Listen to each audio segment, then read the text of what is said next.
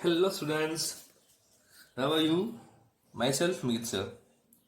તો સ્ટુડન્ટ્સ, આજે આપણે શ્રેણિક ચેપ્ટર લેક્ચર નંબર 3 શ્રેણિકનું પ્રતિબિંબ અને પરિભ્રમણ એ ભણવા જઈ રહ્યા છીએ.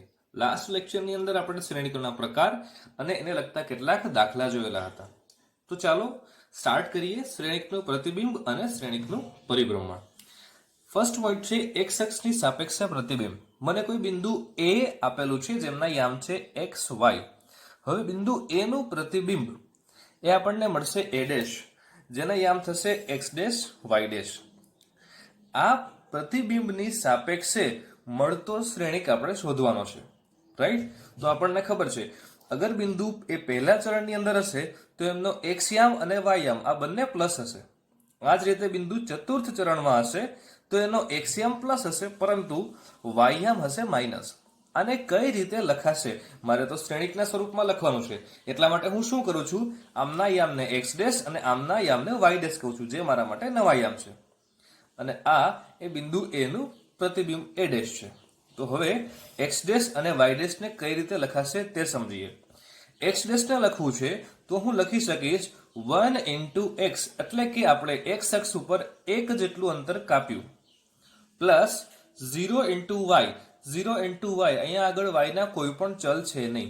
આ જ રીતે y અક્ષ ઉપર ત્યાંથી આપણે એક અંતર કાપેલું, એક એકમ એટલે અહીંથી આમ, પણ એ નીચેની બાજુએ છે એટલે y આમ થશે માઇનસ. મતલબ કે y ડેશ ને કઈ રીતે લખાશે? 0 into x plus -1 into y.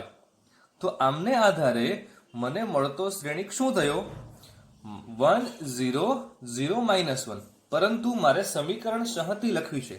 સમીકરણ સંહતિનો મતલબ કે મને નવા યામ જે આપેલા છે, જે કંઈ મને નવા યામ મળ્યા, અને જૂના યામ જે કંઈ પણ હતા એમને આધારે બનતું સમીકરણ, એને આપણે સમીકરણ સંહતિ કહીએ છીએ. ફોર એક્ઝામ્પલ, આપણા માટે આ સમીકરણ સંહતિ છે, એક્સ ડેશ અને વાય ડેશ. તો x dash y dash is equal to આપણને જે કંઈ પણ શ્રેણિક મળ્યો 1 0 0 -1, તો આને આ રીતે લખાશે. અને જૂના યામ આપણી પાસે હતા એક્સ અને વાય, તો એને આ રીતે લખાય, રાઈટ? આનો જો ગુણાકાર કરો તમે એટલે આપણને ઉપરનું જ સમીકરણ મળે છે, જેને આપણે સમીકરણ સંહતિ કહીએ છીએ. બરાબર છે? હવે આપણને પ્રશ્નની અંદર એવું કહેવામાં આવેલું છે કે એક્સ અક્ષની સાપેક્ષે એનું જે કંઈ પણ પ્રતિબિંબ મળતો શ્રેણિક શું થશે તે, તો એ થશે 1 0 0 -1. પરંતુ તમને વાય એક્સ આપેલી હશે તો વાય એક્સ ની સાપેક્ષે એમનું પ્રતિબિંબ શોધવાનું હશે તો -1 0 0 1 આવું કંઈ થશે. તો સ્ટુડન્ટ્સ, હવે આપણે ઉગમ બિંદુની સાપેક્ષે પ્રતિબિંબ જોઈએ. મને કોઈ બિંદુ એ આપેલું છે x, y. હવે એમનું પ્રતિબિંબ હું ઉગમ બિંદુની સાપેક્ષે એટલે કે ઉગમ બિંદુમાંથી પસાર થતી એક રેખા લઈશ. બરાબર છે? બિંદુ એ ના યામ છે x, y અને એ ડેશ ના યામ છે x ડેશ y ડેશ. આપણને ખબર છે કે બિંદુ એ ડેશ છે એ તૃતીય ચરણમાં છે અને બિંદુ એ પ્રથમ ચરણમાં છે. અગર તૃતીય ચરણમાં હશે તો એના x અને y આ બંને યામ કેવા હશે? નેગેટિવ. એટલે કે x ડેશ ના યામ મારે બતાવવા હોય તો હું આ રીતે લખી શકું, -1 into x plus 0 into y. y dash is equal to 0 into x plus -1 into y. આમને મારે શ્રેણિકના સ્વરૂપમાં લખવા છે તો હું કઈ રીતે લખી શકીશ? x ડેશ y ડેશ, અહીંયા આગળ -1 0 0 -1, જે આપણે ઉપર જોઈ શકીએ છીએ એ જ ગોઠવણી, અને અહીંયા આગળ x છે, અહીંયા આગળ y છે, એટલે xy. માટે પ્રશ્નની અંદર તમને પૂછાય કે ઉગમ બિંદુની સાપેક્ષે પ્રતિબિંબ જે કંઈ પણ તમને મળે છે તો એને આધારે મળતો શ્રેણિક જણાવો, તો તમારી પાસે સીધો જ આ આન્સર આવવો જોઈએ, -1 0 0 -1, રાઈટ? તો સ્ટુડન્ટ્સ, હવે આપણે રેખા y is equal two x સાપેક્ષે શ્રેણિક દ્વારા મળતું પ્રતિબિંબ એમના વિશે ચર્ચા કરીશું. આપણને ખ્યાલ છે કે રેખા y is equal two x, આ આપણને રેખા y is equal two x આપેલી છે એ x અક્ષ સાથે હંમેશા 45 નો ખૂણો બનાવશે. મતલબ કે અહીંયા આગળ બિંદુ a એમના યામ છે xy અને a ડેશ એમના યામ છે x ડેશ y ડેશ.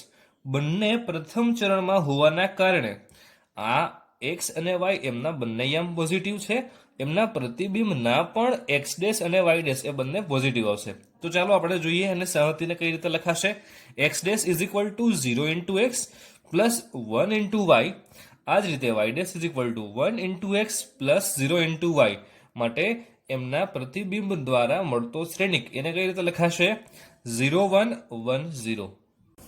તો સ્ટુડન્ટ્સ હવે આપણે topic number 4 Rekha y is equal two x tan theta સાપેક્ષે મળતું પ્રતિબિંબ એના વિશે સમજવા જઈએ છીએ. અહીંયા આગળ રેખા y is equal two x નથી આપેલી, આપણને આપેલી છે y is equal two x tan theta. એનો મતલબ આપેલી રેખા એ x અક્ષ સાથે થીટા માપનો ખૂણો બનાવે છે. આપણને ખ્યાલ છે બિંદુ a x, y અને બિંદુ a dash x dash, y dash આ બંને પ્રથમ ચરણમાં આવેલા છે, મતલબ બંને પ્લસ જ છે. પરંતુ એમના આધારે મળતો શ્રેણિક cos 2 theta, sin 2 theta, sin 2 theta અને માઇનસ cos થીટા કેવી રીતે આવ્યો એ સમજવાનો પ્રયત્ન કરીએ. તો ચાલો આપણે હવે સમજવાનો પ્રયત્ન કરીએ. અહીંયા બિંદુ છે a અને અહીંયા છે a ડેશ. આમની વચ્ચેનું અંતર મને ખબર નથી એટલે હું અત્યારે ટેમ્પરરી d અંતર લઉં છું. એ જ રીતે આ અંતર એમનું પ્રતિબિંબ છે એટલે એ પણ સેમ જ રહેશે. હવે રેખા y is equal two mx થી બિંદુ a XY નું અંતર આપણને ખબર છે કે એ અંતર લંબ હશે, તો એટલા માટે આપણે સૂત્ર લગાવીશું mx માઇનસ y છેદમાં √1 પ્લસ m સ્ક્વેર, જેમાં m શું બતાવે છે એ ઢાળ બતાવે છે.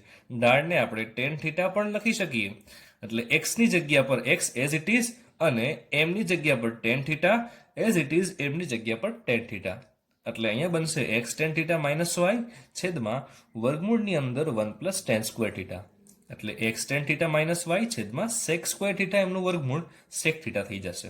એટલે ડિસ્ટન્સ અહીંયા આગળ tan અને આપણે sin cosમાં કન્વર્ટ કરી દઈએ, sec ને આપણે 1 cosમાં કન્વર્ટ કરી દઈએ, એટલે આપણને જે કંઈ પણ મળશે d ની કિંમત એ આવી કઈ હશે x sin theta minus y cos theta. હવે આપણે તો x ડેશ અને y ડેશ ની કિંમત શોધવાની છે. મતલબ x ડેશ એટલે શું થયું? x ડેશ એટલે કે આ x બિંદુથી 2d જેટલું rd અને rd આ અંતર માઇનસ કરીએ આપણે એમાંથી, અને આપણને જે કંઈ પણ ખૂણો આપેલો છે તે, પરંતુ આ વર્ટિકલ એંગલ હોવાના કારણે આપણે sin થીટા લેશું. એટલે શું લખશું? x dash is equal two x minus 2d sin theta. Right. હવે આપણી પાસે x ની કિંમત તો x એઝ ઇટ ઇઝ છે, 2 તો 2 એઝ ઇટ ઇઝ, sin થીટાની કિંમત એઝ ઇટ ઇઝ, d ની કિંમત અહીંયા આપણને મળી એટલે એ કિંમત આપણે અહીંયા પુટ કરી દઈએ. તો d ની કિંમત આપણને શું મળી? x sin theta minus y cos theta. હવે અહીંયા આગળ x અને અહીંયા આગળ આખા પદમાંથી x આપણને કોમન મળે છે, તો આપણે x ને કોમન લઈ લઈએ. x ને કોમન લેતા અહીંયા વધશે 1 minus 2 sin square theta plus આ 2 નો ગુણાકાર આમની સાથે બી થશે એટલે થશે plus y into 2 sin theta into cos 2 theta એટલે cos થીટા. એટલે આને લખાશે cos 2 થીટા અને આને 2 sin theta into cos theta બરાબર sin 2 થીટા. એટલે આપણને મળે છે x dash is equal two x cos 2 theta plus y sin 2 theta. ખ્યાલ આવી ગયો? આ જ રીતે મને y ડેશ શોધવો છે, તો y ડેશ બરાબર શું થશે?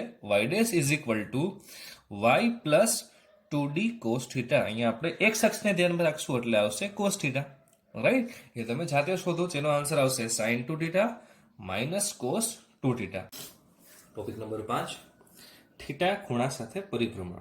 આપણે 1 2 3 4 આ ચારે ચાર પોઈન્ટ જોયા, જેમાં આપણે ચર્ચા કરી હતી કે આપણને શ્રેણિકનું પ્રતિબિંબ કઈ રીતે મળે તે અને તેના યામ કયા થશે તે. હવે આપણે જોઈશું કે શ્રેણિકનું પરિભ્રમણ થઈ ગયા બાદ એમના યામ આપણને શું મળે છે તે. અહીંયા આપણને બિંદુ a આપેલું છે, એ જગ્યા પર શ્રેણિક હતો જેનું ખૂણાનું માપ છે phi, અને એને આપણે થીટા જેટલા ખૂણે પરિભ્રમણ કરાવીએ છીએ એટલે એના નવા યામ મળે છે a ડેશ. તો એ નવા યામ શું થશે? તો નવા યામ x ડેશ ને લખાશે x cos theta minus y sin theta, y dash ને લખાશે x sin theta plus y cos theta. Okay, ને શ્રેણિક સ્વરૂપે લખવું છે એટલા માટે લખાશે cos થીટા અને minus sin theta as it is sin theta cos theta. તો સ્ટુડન્ટ્સ હવે આપણે એના એક્ઝામ્પલ જોઈએ જે એકદમ સરળ છે. બિંદુ 2 4 નું પ્રતિબિંબ, તેમનું પરિવર્તન xy થી x plus 3y y minus x થાય ત્યારે. એટલે આપણને આ જે કંઈ પણ પરિવર્તન આપેલું છે તે x ડેશ ના યામ અને આ થશે y ડેશ ના યામ. તો x ડેશ ના યામને કઈ રીતે લખાશે? 1 into x plus 3 into y. y dash ને કઈ રીતે લખાશે? Minus 1 into x plus 1 into y. અહીંયા આગળ નોંધવું જરૂરી છે સ્ટુડન્ટ્સ કે અહીંયા y માઇનસ x આપેલું છે પણ લખાશે શું? માઇનસ x પ્લસ y, જે અહીંયા આગળ ફોલો થાય છે. એક્સ ડેશ વાય ડેશ એ પરિવર્તન થઈ ગયા બાદ નવા યામ મળે છે તે છે આપણને. એને શું લખાશે 1 3 -1 1 ઇન્ટુ એક્સ વાય. આ બંનેનો આપણે આગળ ગુણાકાર કરીશું. એક્સ વાય ની કિંમત તો આપણને આપેલી છે કે બિંદુ 2 -4 પાસે એનું પરિવર્તન થાય છે. તો એક્સ ની કિંમત 2 અને વાય ની કિંમત -4 મૂકી દઈએ. હવે આમનો ગુણાકાર કરતા મળતો શ્રેણિક છે -10 -6, જે તેમનું પ્રતિબિંબ થઈ છે. ક્વેશ્ચન નંબર 2 છે એક્સ વાય ના 0 0 પર પરિવર્તનના કારણે મળતો પ્રતિબિંબ શ્રેણિક. આપણને ખ્યાલ છે, આપણે પોઈન્ટ નંબર 2 જોઈ ગયા છીએ.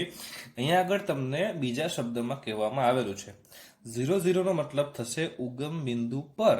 તો ઉગમ બિંદુ પર છે તો આપણને ખ્યાલ છે કે આપણને જે કંઈ પણ શ્રેણિક આપેલો છે એ એક્સ વાય એ કેટલામાં ચરણમાં હશે? પ્રથમ ચરણમાં. આમનું પ્રતિબિંબ ઉગમ બિંદુના કારણે મને કેટલામાં ચરણમાં મળશે? ત્રીજા ચરણમાં. તો ત્રીજા ચરણમાં મળશે તો એને કઈ રીતે લખાશે? x dash is equal to -1x plus 0 into y, y dash is equal to 0 into x plus -1 into y. તો આમનો શ્રેણિક કયો થયો? -1 0 0 -1, જે તમારો પરિવર્તિત શ્રેણિક છે. સ્ટુડન્ટ્સ, હવે આપણે એક્ઝામ્પલ 3 જોઈએ. રેખા y is equal two 2x નું પ્રતિબિંબ દર્શાવતો શ્રેણિક શોધો. આપણને ખ્યાલ છે y ઇઝ ઇક્વલ ટુ આ પ્રકારનો આપણે શ્રેણિક જોઈ ગયા છીએ. y is equal two x tan theta. એમને આપણે આની સાથે સરખાવીએ તો મને tan થીટા ની કિંમત અહીંયા આગળ મળે છે 2. tan theta is equal two 2, અથવા તો આપણે આમનું વિકલન કરી દઈએ તો dy બાય dx ની કિંમત પણ મને મળે છે 2. dy બાય dx એટલે ઢાળ, ઢાળ એટલે tan થીટા. તો tan theta is equal two 2 મને કિંમત મળી. હવે tan થીટા ની મદદથી હું કાટકોણ ત્રિકોણ બનાવી અને કર્ણને શોધી લઈશ.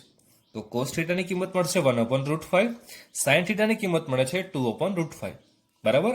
હવે આપણને ખબર છે કે જે કાંઈ પણ આપણને પ્રતિબિંબ શ્રેણિક મળે છે એ શ્રેણિક કયો છે? શ્રેણિક છે cos 2 થીટા, sin 2 થીટા અને sin 2 theta minus cos 2 theta. તો આપણે સૌથી પહેલા cos થીટામાંથી cos 2 થીટા શોધવા પડશે, sin થીટામાંથી sin 2 થીટા શોધવા પડશે. એટલે cos 2 theta is equal to આપણને ખ્યાલ છે 2 cos સ્ક્વેર થીટા -1, એટલે આપણને એ કિંમત મળી -3/5. અને sin 2 થીટા એટલે પણ ખબર છે 2 sin theta into cos theta, જેમાં sin થીટાની કિંમત પણ છે અને cos થીટાની કિંમત પણ છે, એટલે આપણને કિંમત મળી 4/5. બસ, પછી તો આ કિંમત જ આપણે અહીંયા મૂકીએ છીએ. નંબર 4 છે શ્રેણિક આપેલું છે સમતલ સાથે પરાવર્તિત કરતા મળતો ખૂણો શોધો. તો સ્ટુડન્ટ્સ, અહીંયા એક વાતનું ધ્યાન રાખવું જરૂરી છે. જ્યારે પણ તમને ખૂણો શોધવાનો કહેવામાં આવે ત્યારે આપણે ટોપિક નંબર 5 નો જ ઉપયોગ કરીશું. ટોપિક નંબર 5 ની અંદર પરિવર્તન કરતા મળતો શ્રેણિક કયો છે? cos theta minus sin theta અને sin થીટા cos થીટા. તો સ્ટુડન્ટ્સ, અહીંયા આગળ આપેલી કિંમતને આમની સાથે સરખાવીએ એટલે cos theta is equal two -√3/2 થશે અને sin theta is equal two થશે -1/2.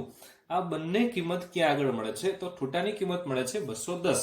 210 એ ઘડિયાળના કાંટાની વિરુદ્ધ દિશામાં હશે, એટલા માટે ખૂણો છે પોઝિટિવ 210. રાઈટ. આ જ રીતે સ્ટુડન્ટ્સ, તો તમને બે એક્ઝામ્પલ જાતે કરવા માટે આપેલા છે. નીચેના શ્રેણિક અક્ષ સાથે જે કંઈ પણ ખૂણો બનાવે તે શોધો.